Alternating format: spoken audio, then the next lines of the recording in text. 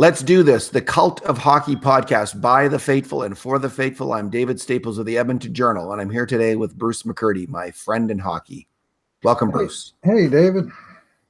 So, Bruce, we're going to talk today about the proposition about the Edmonton Oilers needing a new coach. And here's my cat. And my argument today, Bruce, is the Oilers, it's time for a new coach with this team. And why don't we go through the arguments for that happening and the arguments against that, some of the common arguments that people are bringing up against that. Sure. So why don't we start off? I've written a blog post about it, and we can get into what I think, but I just want to hear what you're thinking right now. Because when we talked on the weekend, you thought maybe if we lost to Vegas that you'd be open to a coaching change as well. Where are you right now, Bruce? I was writing a post on Friday when the Spooner for Strome's trade came down. I was actually writing a post talking about some commentary coming from other places that McLellan might be on the hot seat. And I'm frankly starting to get on board with it. I mean, the case was made last spring. They could have done a full house cleaning. There was a compromise made. They kept McLellan. They changed the assistant coaches. Looked good for a brief part at the beginning of the year. But here we are in November again, and in November it seems like the team goes into the tank. Well, it predates McLellan probably, but during his time here, this is an age-old problem, and you might say, well, it's the Oilers, of course they're in the tank, but worse in November than any other time, and they just run into it every year, same thing. And right now we're struggling through a difficult time. And honestly, I agree with at least it should be under heavy consideration. Like they should be having another red wine summit to discuss whether it's time for a move or by what time does what result need to happen in order for a move to be made or not be made. Yeah.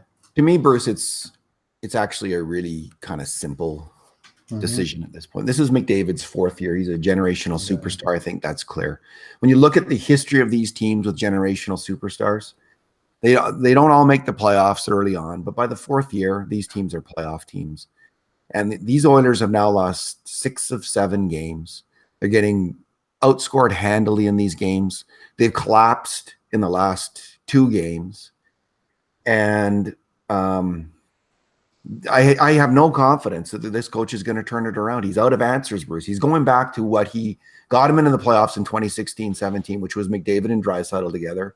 He tried it all last year. Didn't work. He's trying it again. They've lost 2 of 3 games since he's done it. This is his solution. This was his plan B. Plan B is not working. Didn't work last year.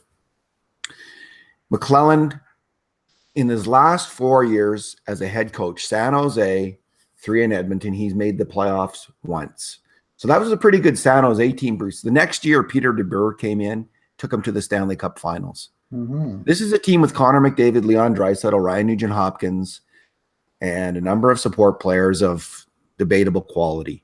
But it does have Connor McDavid, and it's trending not to make the playoffs for the 3 out of 4 years, and this is the 4th year. Let's just see. For year one, but otherwise. Let's see if someone else can take this roster. Take this current roster. Peter Chiarelli's been working on this roster. A lot of people, there's a big debate who's most to blame, Chiarelli or McLellan. The answer is both. But this is the roster this year. Firing the GM may make sense, and I'm not arguing against that. But firing the GM is not going to change things this year in terms of making the playoffs. When you fire the GM, it hardly ever happens, but it doesn't turn the team around. Firing the coach sometimes can turn the team around. We are about to write off another season by December 1st. Before that happens, it is incumbent, I think, on the general manager and the team leadership to change coaches, to see if that's not part of the issue, to see if some other coach can't come in here and with this same roster turn things around. You've got to roll the dice on that. I think just as a practical matter of running an NHL team, that's one of the things you can do to maybe turn around a team. It hasn't been tried. McLellan's been given a chance. He's been given 4 chances. He's failed 3 times, including this year because it's heading on. It's trending towards a failure. It's time to try something else. That's my argument. One counter argument, of course, being that you can only fire the guy once. Once you've done it, it's done. They're committed to pay him, I think, something like $3 million a year for this year and next. They'd also have to pay whatever newcomer. I mean, the Dreamers, of course, are saying Joel Quenneville, but whoever, or else you promote from within. I guess that's the other alternative, and maybe that's even the first choice. But that's a consideration.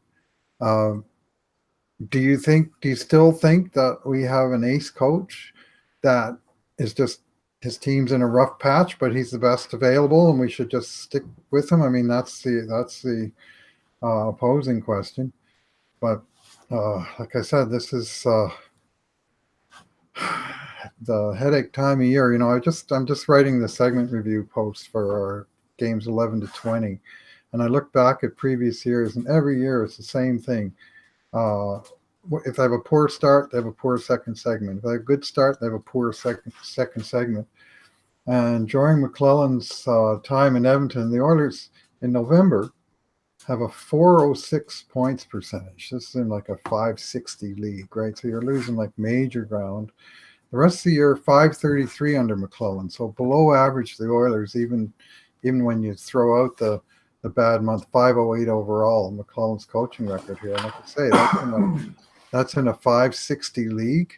So 508 is, below the waterline. And I mean, part of that's on the roster that he's been given, but the coach's job is to make the most out of that roster. And I got to say, I saw a couple things on the weekend that left me pretty sore. Yeah, people bring up the Calgary game where he puts Lucic. Ryan Rashad brought this up, who's been one of McClellan's biggest supporters, or he's like McClellan's work. That's how I would phrase that. To be fair, rarely criticizes the coach, but he was criticizing the coach today on the radios, bringing up this Lucic thing on McDavid and Draisaitl's line. The fact that it made sense to do it a couple shifts in a violent game, but then the hockey game breaks out and you need to score some goals, and Lucic just killed that line off. McClellan did not adjust. Bruce, it was so maddening because, again, it brought together a couple things. The failed McDavid-Draisaitl combination, which doesn't fail because they're not good together. They are good together, but because it takes it, you go from having maybe two good lines to just have loading it up all on one line. And then McClellan's overplaying of veteran players, his vets and pets thing, and overplaying of Lucic all of last year, Letestu all of last year. Putting them in situations where they're unable to succeed because they don't have the skill level to succeed there. And Lucic just killed off that line with his play. But what would you expect? What else are you going to expect? He's been doing it all year. I mean, all calendar 2018. And many would argue, going back before that his hands were turning to stone in front of us. And he has trouble just making and taking a routine pass now. And I mean, there was several times on Saturday that for whatever reason, the puck came out on the left wing side into the neutral zone. And one attempted pass later, puck would be going hard back into Edmonton territory. And there would be McDavid and Draisaitl at the far blue line having to circle back and come back and try and retrieve the puck again. That was the first line. Now, we doubled our pleasure on Saturday, and on the second line, the coach went and brought up Zack Kassian to play with McDavid and Spooner in the third period. Now, this is the same coach who said Cooper Marody, after he played 3 minutes in the first period, he said there was too many penalties. He got out of the rotation. I couldn't risk putting him back in there. Meanwhile, Zack Kassian personally sat in the penalty box for basically the entire second period. And he came out and he was rewarded with a promotion to the second line, which had a horrible third period, allowing both the tying and winning goals. The line did. I'm not sure if Kassian was on the ice for one of those goals, but he sure was for there was one where he and Spooner got all mixed up and nobody covered anybody. And that was the tying goal, I think. And I mean, I went on about Kassian in the podcast last night, so I'll just cut to the gist of it. He played over a full period of hockey this weekend, and during the time he was on the ice 5-on-5, the Oilers got outshot 14-0. Like they couldn't get one shot on net when Kassian was on the ice with a variety of line mates. Like people say it's the roster, that. Bruce. Explain that to me. Yeah. People say it's the roster. You got all these players that can't play. Well, go with the kid line. What if you tried? This is a skill game and it's a fast game. And boy, did the Calgary Flames ever show that to the Oilers, how much speed and skill pays off. They just ran all over the Oilers' slower lineup. Well, how about a fourth line of Cooper Marody, Tyler Benson, and Jesse Puljujärvi or Kyler Yamamoto, Bruce, or Cameron Hebig in the middle there? Go with the kid line. Guys who can skate and make plays as your fourth line. Are they going to get outshot 0-15 in a game? They're not. No, they're not. And we just seem to be, we have a GM who's behind the times, who built a big, rough, slow team who missed the trend. We have a GM who missed the trend. Yep. And a roster, but he also did bring in, a lot of good young players. In Chiarelli's favor, and the one thing strongly in his favor is rebuilding the farm system. Mm-hmm. And they have some young players that McClellan could go to right now. There's a lot of skill. And you're just putting them on the fourth line or the third line. They're not going to be in over their heads. But you call up Cooper Marody and you don't even play him. And who are you putting on the top line when you need a goal instead of Cooper Marody or someone who might be able to get a goal? Milan Lucic and then Zack Kassian on the second line. So, Bruce, I want to go over a few more of the arguments with McClellan. Okay. There's been a number of skill players, Taylor Hall, Jordan Eberle, Justin Schultz, Jesse Puljujärvi, who haven't really fully clicked under McClellan's system and are now not on the team. Now, Puljujärvi is still in the organization. So, people blame Chiarelli for all of those players leaving. But I think it's a fair question to ask is how much is that on the coach not realizing the most out of these players? So there's no way that you move them. So there's no way you move Justin Schultz or Taylor Hall. Or you figure out a way to get Jesse Puljujärvi going. I think that is that in terms of deciding to move on from this coach, that might be one of the factors. And that's something that I can't answer so well. You can't answer, but I think Peter Chiarelli might be able to have a sense of. It's a question worth asking, though, absolutely. I mean, it's the GM who pulls the trigger on the trades, but he does so thinking that the players he's moving on won't help his team as much as the guys that he's bringing in, and that's because he's seen how much they've been helping his team.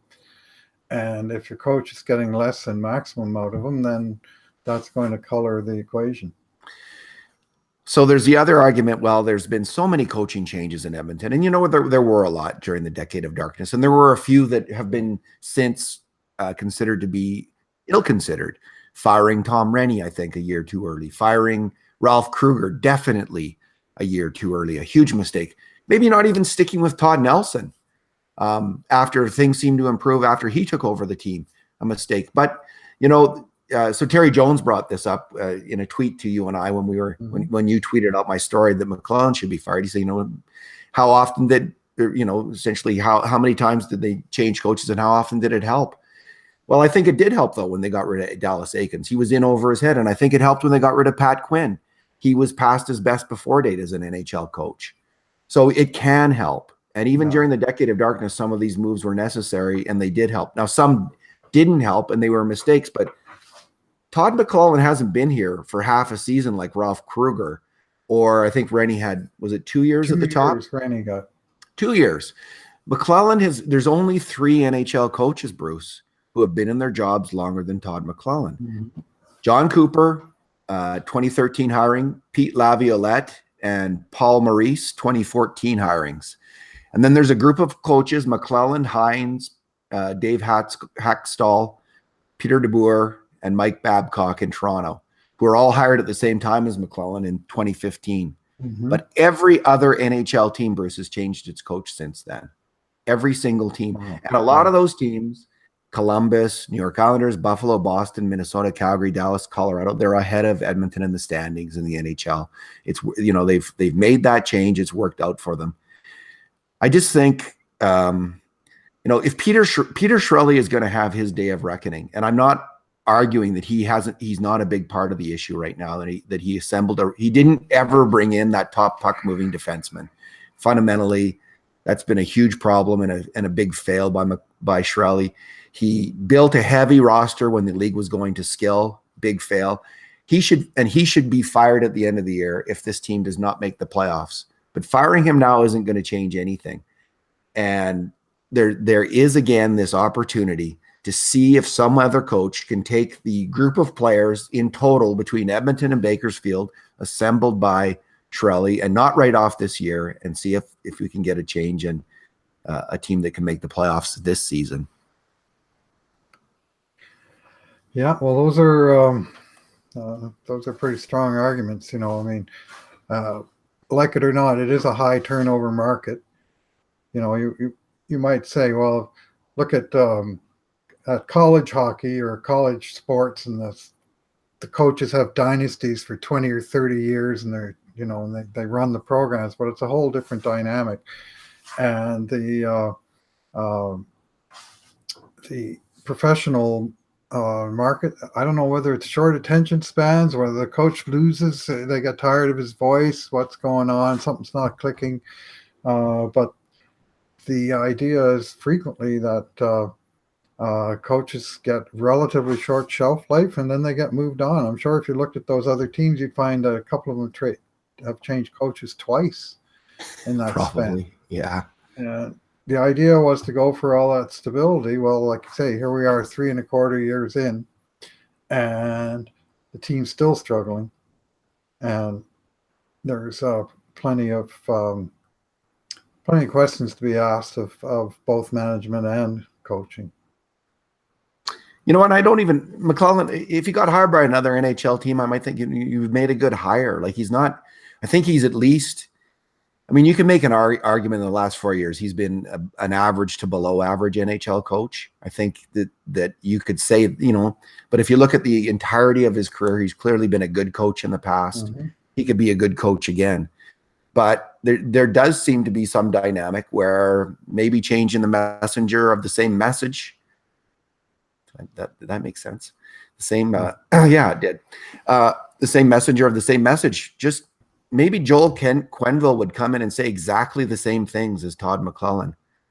But, I honestly don't buy that. I think that there are some quirks that McLellan has had in coaching this team, which, let's just go with the 5 left shot, 5 right shot power play to start the year, Bruce. What was that all about? What is that all about? The constant going back to McDavid and Draisaitl when it's pretty clear that for this team, that's not the answer.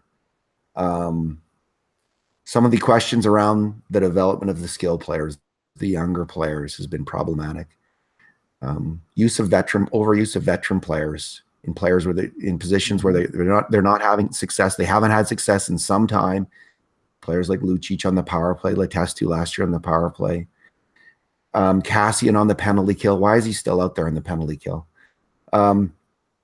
Beats me on that one. Yeah, there's enough there, along with just the record. I mean, let's face it.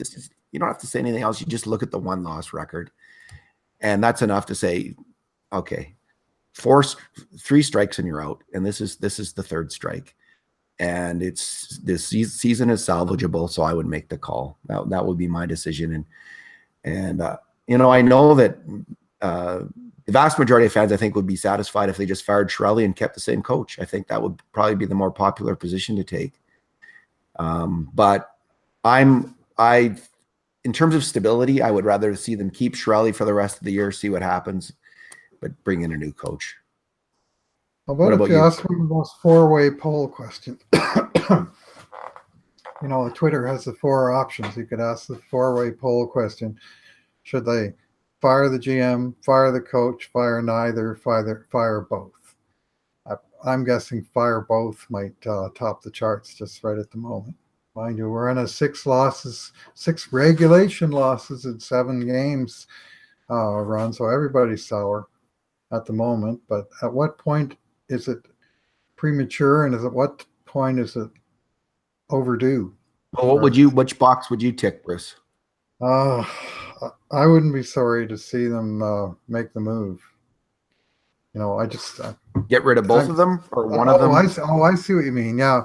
By the end of the season, yeah, I kind of agree with your ordering. The coach has a more immediate impact. the manager's probably not, going to have less of a effect on how the team does from now until the end of the season. And the only way that he hangs on is if the team does turn it around, because he made the right move and brought in the coach that got them going, being part of that reason. Yeah, I think that if you're the manager, to me, this is an easy decision for Chiarelli. Mm-hmm. He knows he has to win this year. He's got it. Yeah, the team has got to make the playoffs, and he's got to be thinking, I have put together this roster. This is my brainchild, and this is me. And the guy I have running that isn't getting the results I need to keep my job. I better get a new guy running that. So I think that he's going to be heavily, I would suspect. Now, maybe he's just got all kinds of faith in this coach to turn it around, but I don't know why he would have at this point. This is just a rerun of last season at this point, and we already saw that last year, and I don't think people are inclined to watch the same TV show again this year with the same characters. We're going to need at least a new plot, like a new plot. New coach comes in, and here's the other thing, Bruce.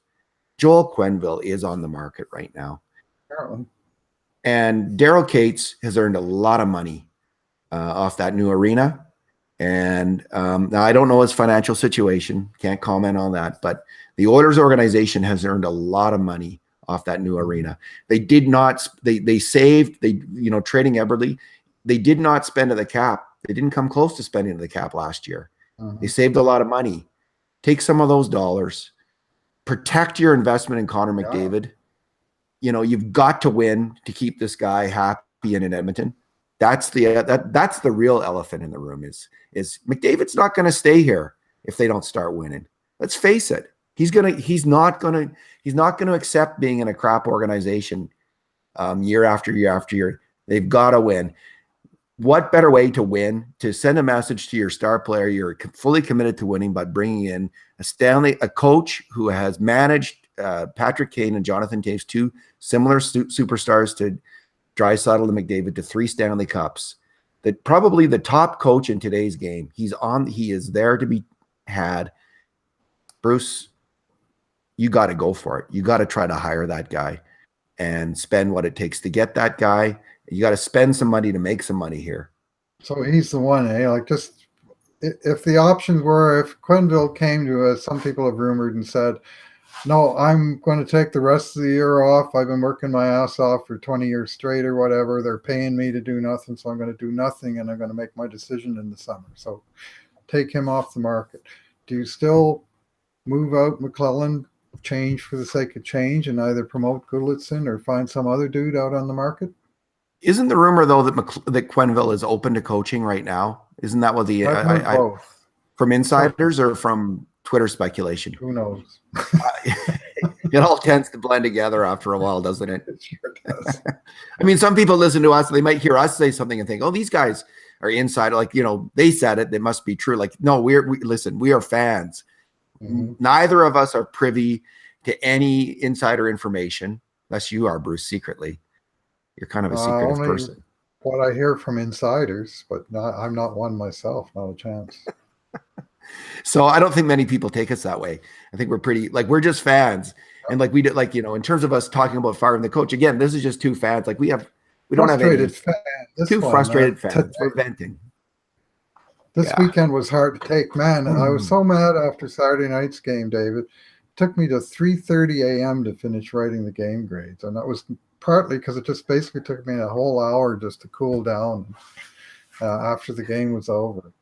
Just, losing to Calgary on Saturday night in Hockey Night Canada, experienced as we are in this realm, yeah. The pain. The house of pain. Yeah, they had managed to win a few games in a row against Calgary, but to blow a 2-goal lead and not even take a point out of it, and to do so by the team falling apart in the third period, and by, to my mind, poor adjustments by the coaching staff in that game in particular. That was one of the things I was really sour about. Bruce, they fell of the line, how they just fell apart. Yeah, they just completely fell apart. They had no heart. They weren't in the game in the third period. It wasn't even close. Calgary just completely outskilled them, out-hustled them, and out-coached them. And it was all three things coming together. And so you could say, yeah, there's nothing on the Oilers roster. But that's not true. They have a lot of young, talented players. They've got Dylan Dubé playing in Calgary. They do. How old is he? Is he 30? Do you have to be 34? Do you have to be Kyle Brodziak? And he didn't play in that game. Sorry, Kyle Brodziak. But you have to be like 33, 34 to be a fourth line center or a fourth line player. Isn't he on their fourth line? Or he's not getting a lot of ice time, but he's a young, fast, skilled hockey player, and they're going with him. Man, the Oilers have some of these players, and they bring in a coach who's good. Like if Glenn Gulletson, here's what you do: you can't get Quenneville, you interview Viveros, Yanni, and Gulletson, and you say, okay, what's your plan? What would you do? Yeah. And you listen to them. Now they might be hesitant to do that because it would be disloyal, but this is the real world of the NHL. And you say, okay, we're getting rid of the coach, so don't worry about loyalty. It is over. We're picking one of you three. Job interview. Tell us. This is a job interview now. The coach is gone. What is your plan, Emmanuel? What is your plan, Glenn? What is your plan, Trent? If you're the head coach, and you want to get in this team in the playoffs, what are you going to do? And that actually might be, they have the insider info. A new coach coming in will have to learn a few things. Maybe he thinks Talbot is the guy to go with and not Koskinen right now, for instance. Like I have this nightmare scenario where Joel Quenneville comes in and thinks, oh, I'm going to go with that Talbot guy. So there might be something to said for going with one of these three new guys. They're all new enough. They're all qualified to be NHL head coaches. But Chiarelli goes to them and says, okay, what would you do? And Viveros says, we have got talent up the yin-yang on that minor league team. We got guys who can't keep up with the pace of the game. I'm putting Milan Lucic. I'm benching Kassian and Brodziak. Now I'm telling what I would do. I'm going to play a kid line on the fourth line. I'm going with Koskinen, and I'm benching Jason Garrison. I'm bringing up Caleb Jones, and we're going to go for it. We're going to attack, and we're going to move that puck. Yeah, that's what I would say. What would you say? I'm a terrible peewee. I'm a marginal bantam coach, and I'm in over my head as a bantam coach. Well, I am coaching two teams, so there is that. So yeah, you could go for the hat trick. Yeah, I could coach three teams. Yeah, you're right. I have these commitments. But I'm prepared to bend a bit and take on this. Well. Anyway, so how's that? But forget my solution, Bruce. Whether you agree with my solution or not, what about just the idea of going to these three coaches and having them present as plan B if you can't get Quenneville? Yeah, I don't, not being an insider, I have no idea how exactly they go about those things when they hire interim coaches and so on, and how much pre-discussion takes place and so on. But the Oilers with the three all new assistants this year, and all with varying degrees of head coaching experience in the past. It's not an open and shut case, I don't think that. I mean, obviously, I'd say Gulletson would be the first likeliest, but I wouldn't say it's 100% him and 0% the other two guys, right? It's not like he's got a career assistant like Billy Morris that's never going to be his head coach, right? That's going to stay where he is. You could make an argument for the other guys, and there's certainly reason to listen to them. Let's hear what they have to say. I mean, visions of the team are a big part of what it's about. And this is, Chiarelli's got to be questioning his own vision at this point in terms of how it's working out. So he better be prepared to listen. I think Chiarelli has changed course. And look at like drafted Kailer Yamamoto. I mean, look at who they're drafting. They drafted and they brought in Pontus Aberg. Didn't work out, but he's working out on another team. Got rid of him. Pontus Aberg. I mean, to me, if you're making a list of pros and cons on Todd McClellan, you can file Pontus Aberg in the cons column. I don't think he ever got a proper shot. Certainly not this fall. Yeah. So, Drake, we get endless Drake Kajula, but no Pontus Aberg. Anyway, I don't know. I don't know if anything is going to happen. Mm-hmm. It may take a few days to sort out, but that's where I'm at. Any final thoughts, Bruce? I hear California is lovely at this time of year. Well, maybe not this year. That's where the boys are going to be all week, right? They play tomorrow. They play Friday afternoon, Thanksgiving weekend in States. So early start on Friday afternoon for folks planning your work week, 2 o'clock Mountain. Then Sunday night. So they usually go and they play 3 and 4 days out there in California, and they pack them in. But this one's actually really spread out. So at least they got a little bit of time and space there, and not much travel once they get to California. Well, good. They can play Koskinen in every single game. Well, they have that option of going with the hot goalie. There's no back-to-back, so that's one of the. You asked me about cons on McLellan's record. One to me is the overuse of Talbot over the years, and I think we're paying the price for that. We did last year, and maybe ongoing. Now, maybe he just caught lightning in the bottle. The 1 year he was lights out, but he's having trouble with his form, and this is one of the veterans over-relied on too much time on ice, right? We say the same thing about a number of the skaters. Well, look at how he overused Clefbaum earlier this year.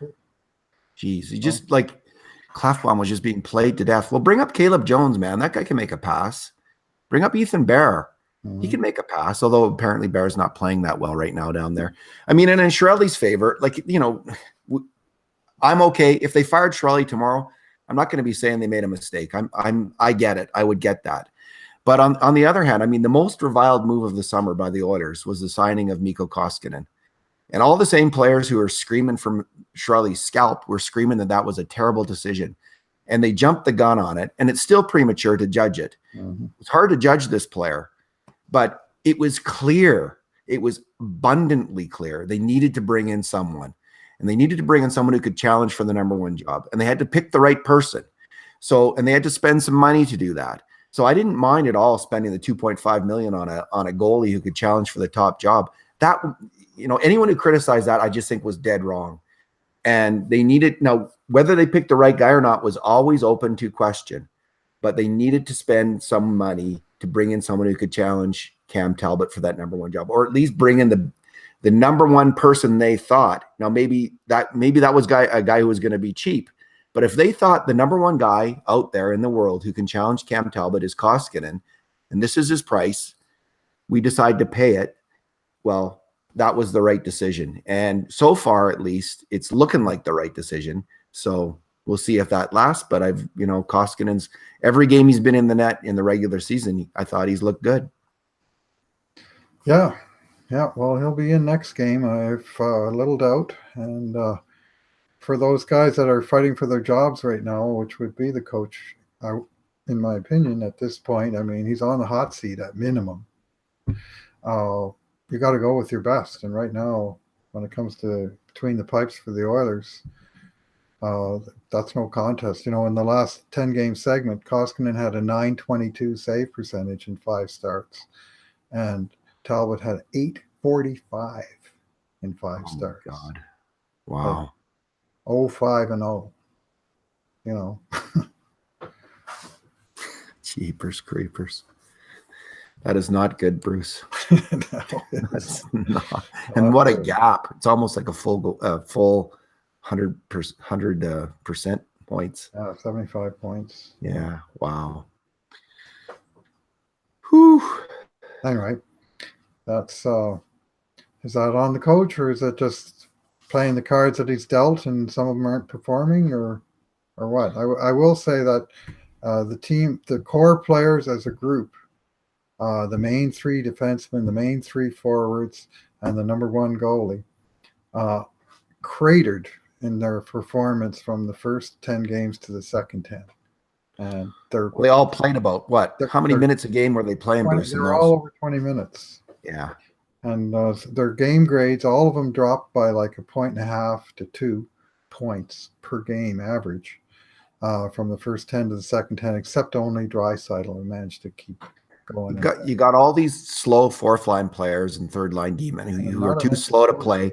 You're not, I really hope whoever coaches next brings up the rookies and brings a younger look to this team. I mean, look at Patrick Russell. He played decent hockey.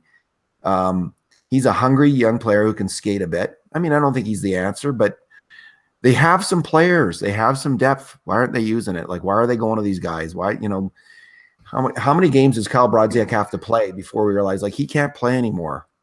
Like, sorry. Well, I would spot him in games now and then. But and Kassian, how much do we have to see Zack Kassian play before we realize, like, it's over, man?